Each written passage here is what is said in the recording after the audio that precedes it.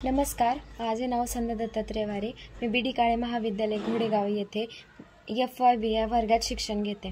स्वराज्याचे सुराज्यात रूपांतर करणारे छत्रपती शिवाजी महाराज त्यांच्या पदस्पर्शाने पावन झालेल्या या पुण्यभूमीत मी संध्या दत्तात्रय वारे तुमच्यासमोर विषय मांडते. शासकीय शिष्यवृत्ती योजना व त्यांची अंमलबजावणी. अनेक शिष्यवृत्ती योजना आपल्या आयुष्यात येऊन जातात. मग 1ली ते 4थी पर्यंत असो, 5वी ते 10वी पर्यंत असो किंवा 11वी ते 15वी पर्यंत असो. आता 1ली ते 4थी पर्यंत मग त्याच्यामध्ये मंथनची असो, ती परीक्षा द्यायची, मग त्याच्यामध्ये नंबर आला की मग शिष्यवृत्ती भेटणार. त्याच्यानंतर स्कॉलरशिप असो.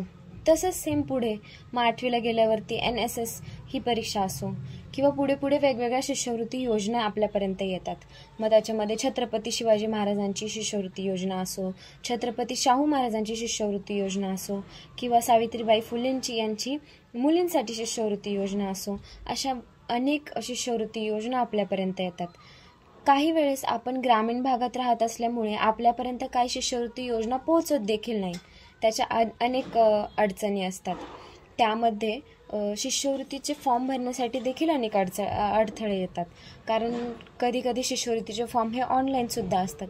मग त्यामध्ये कधी सर्व्हर डाऊन असेल, कधी चालू असेल, गावाकडे शक्यतो रेंज नसते किंवा कागदपत्रांचे काही अडथळे असेल. कारण शिष्यवृत्तीचे फॉर्म भरण्यासाठी महत्त्वाची कागदपत्रे म्हणजे एक जातीचा दाखला, उत्पन्नाचा दाखला, सगळ्यात महत्त्वाची कागदपत्रे. काहीकांकडे जातीचा दाखला काढलेला नसतो, काहीकांकडे उत्पन्नाचा दाखला नसतो, कारण तो एकतर 1 वर्षाचा किंवा 2 वर्षाचा असतो. मग कधी कधी गावाकडे प्रॉब्लेम काय होतो, तहसीलदार किंवा तलाठ्याचा तो असतो. मग ते त्यांचे वार ठरलेले असतात, त्याच वारी ते त्या त्या गावांमध्ये जात असतात. मग ते असतात त्या वारी त्यांच्याकडे म्हणजे देणे. आणि विद्यार्थ्यांचं मुळात काय असतं, ज्या वेळेला शिष्यवृत्ती फॉर्म येतात त्यावेळेला ते जागे होतात. मग तिथून पुढे ते उत्पन्नाचा दाखला काढणार, जातीचा दाखला काढणार. बरं, जातीच्या दाखल्यासाठी अनेक कागदपत्रे असतात. मग त्यांमध्ये ज्यांची ST कास्ट आहे, म्हणजे हिंदू ठाकर असेल, हिंदू कातकरी असेल, त्यांना 50 वर्ष आधीचा पुरावा द्यावा लागतो. मग त्यांच्या वडिलांचे वडील त्यांचा शाळा सोडल्याचा दाखला, ते शाळेत गेले असेल तर तो भेटणार ना. किंवा त्यांचा मृत्यू दाखला देखील लागतो.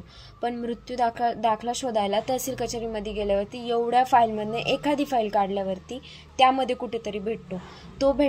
तो ज्या अवस्थेत भेटतो त्या अवस्थेत तो आणणं कठीण असतं. मग त्यामुळे त्याला तिथे चिटकवून त्याचे पूर्ण असे तुकडे झालेले असतात.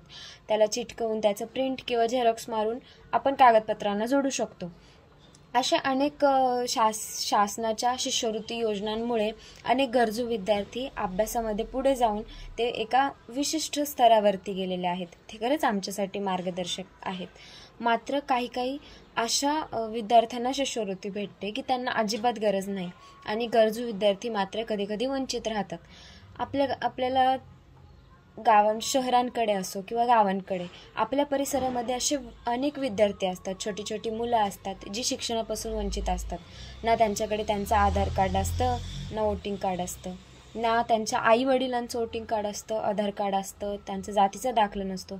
आधार कार्डच नाही तर जातीचा दाखला कुठून येणार? मग त्यांच्याकडे लक्ष देणार कोण? त्यांच्या शिक्षणाकडे पाहणार कोण? त्यांच्यापर्यंत ही शिष्यवृत्ती पोहोचवणार कोण? याचा सगळा आढावा हा शासनाने घ्यावा असं मला वाटतं. कारण त्यांना ना त्यांचं नीट घर, ना खाण्यापिण्यासाठी काही.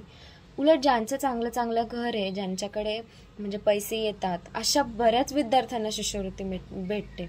मात्र जे विद्यार्थी असे म्हणजे जे बारीक मुलं असतात, जे शिक्षणापासून वंचित असतात, शक्यतो जास्त करून वीटभट्टीवरती आपल्याला ते पाहायला भेटतात. किंवा पुण्याला जाताना चाकणच्या चौकात असो किंवा विविध चौकांमध्ये ते अशी त्यांच्या त्यांच्यासोबत अशी बसलेले असतात, जे शिक्षणापासून वंचित असतात किंवा शिष्यवृत्तीपासून वंचित असतात. मग त्यांच्यापर्यंत हे सगळं पोहोचवणार कोण? त्यांच्याशी बोलणार कोण? त्यांना शिक्षणाचं महत्त्व समजावणार कोण? जर शिकले तर शिष्यवृत्तीपर्यंत पोहोचू शकतील.